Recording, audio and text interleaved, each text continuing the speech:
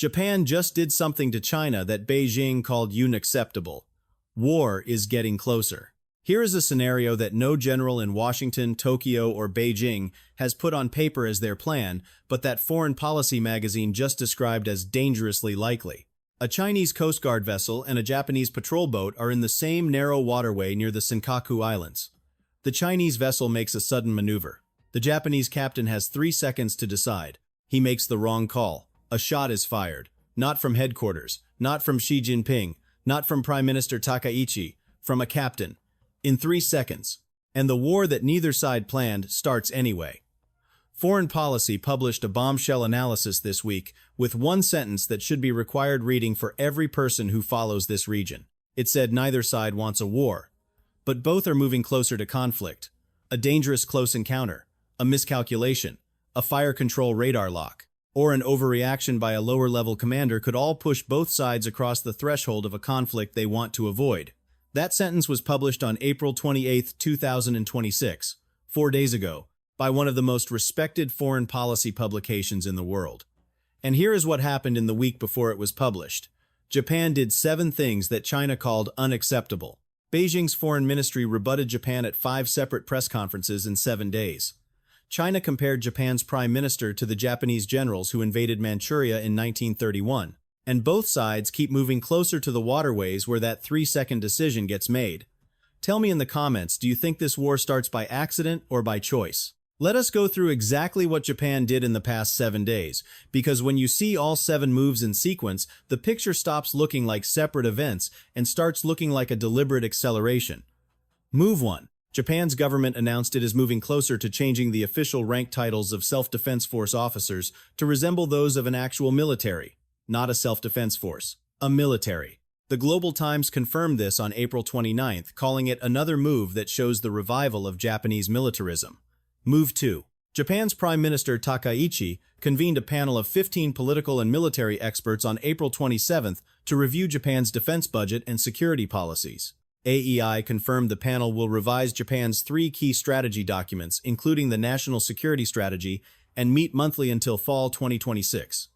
Move 3. Japan officially revised its 3 principles on transfer of defense equipment, allowing the export of lethal weapons in principle for the first time in post-war history.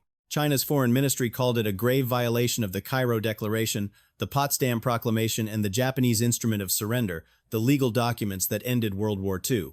Move 4. Japan's defense budget reached 1.4% of GDP in 2025, the highest since 1958, heading toward 2% by 2027.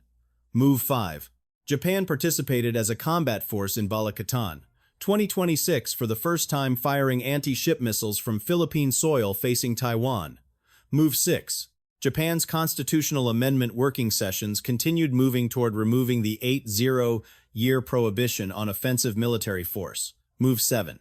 Japan deployed hypersonic weapons at Camp Fuji and announced missiles capable of hitting Shanghai are now stationed on Japanese soil. 7 moves.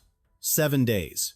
China rebutted every one of them. Here is what China's response tells you about where this crisis actually stands. Chinese Foreign Ministry spokespersons have issued rebuttals specifically targeting Japan at 5 separate press conferences in the past 7 days.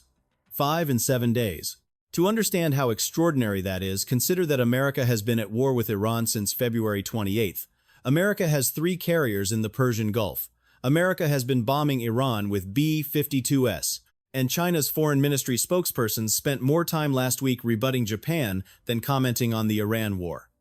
That is the priority ranking Beijing has placed on the Japan threat right now. The Global Times, which is China's state media outlet that speaks most directly for the Communist Party's emotional temperature, published an editorial on April 29th comparing Prime Minister Takaichi's defense policies to the Japanese militarists who manufactured the Manchuria crisis in 1931 to justify their invasion of China. They said in 1931 the Japanese aggressors regarded seizing Manchuria as a matter threatening Japan's very survival. Similarly, the Takaichi administration today is cultivating its own climate of fear. China is not just protesting Japan's actions. China is framing Japan as a historical repeat of the exact threat that killed 50 million people across Asia in the 1930s and 1940s. The Chinese expert, quoted by the Global Times, said Japan is manufacturing an external crisis to distract from domestic pressures and forge public consensus for military buildup. China is not treating Japan as a strategic rival. China is treating Japan as an existential threat, and nations that view each other as existential threats do not typically de-escalate through diplomacy alone. Before we continue, I need your answer in the comments right now. China is comparing Japan's prime minister to the generals who invaded Manchuria in 1931. Japan is deploying missiles that can hit Shanghai. Both sides say they do not want war. Foreign policy says a lower-level commander could start one by accident. Who do you think is more responsible for pushing this toward conflict? Japan for rearming or China for pressuring Japan into rearming? Drop your answer, because this is the debate that determines whether the next war in Asia starts in 2027 or never. I read every comment.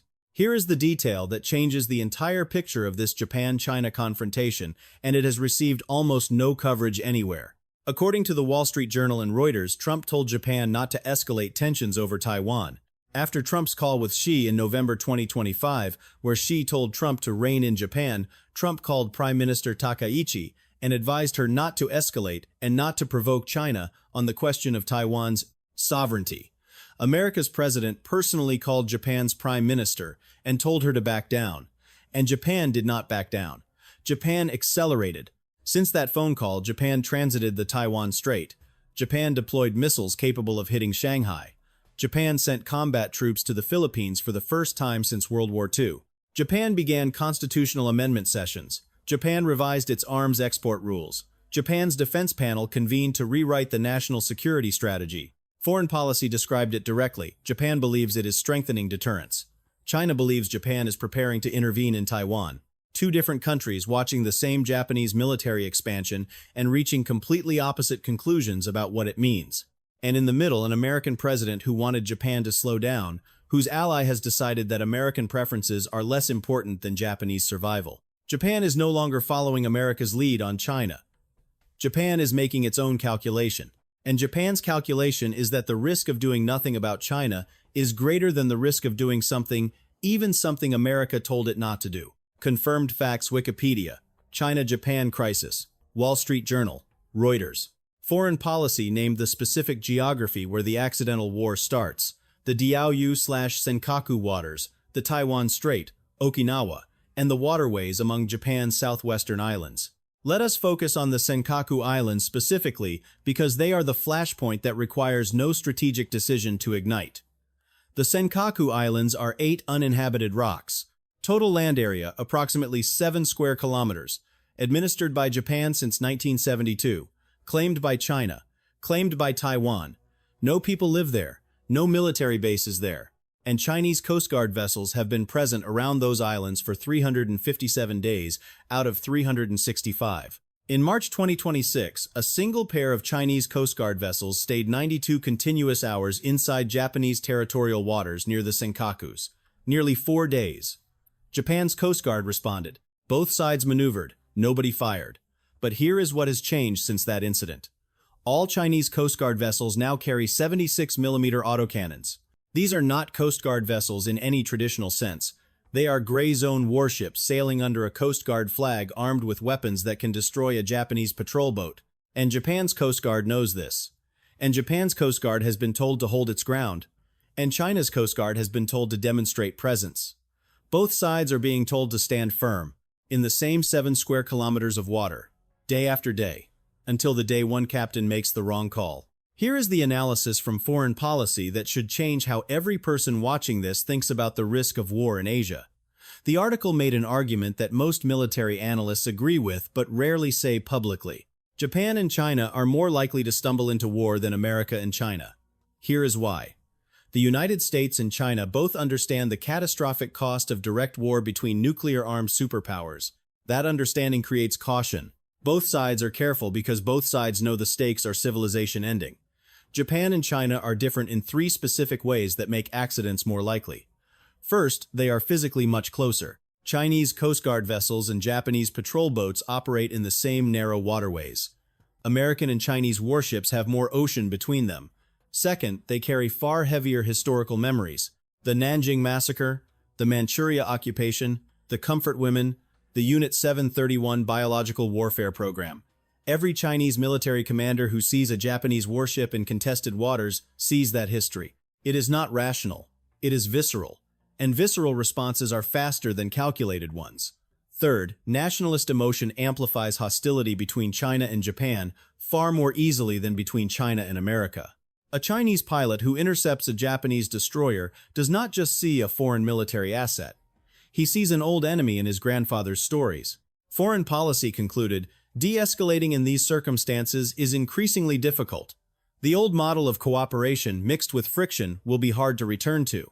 China's threshold for restraint toward the United States and toward Japan will not be the same either. Here is what makes this confrontation uniquely dangerous, and it is the sentence from foreign policy that explains everything.